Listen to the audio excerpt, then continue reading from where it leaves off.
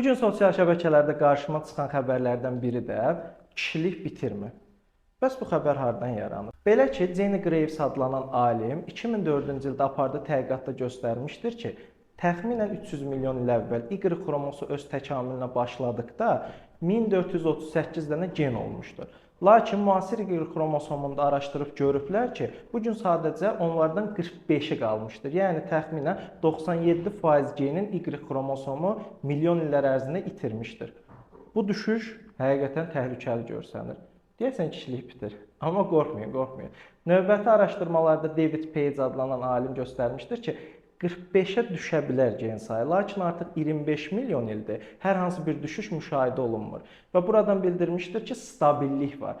Bu səbəbdən Y xromosomu hələ öz ömrünü milyon illərlə davam etdirə bilər.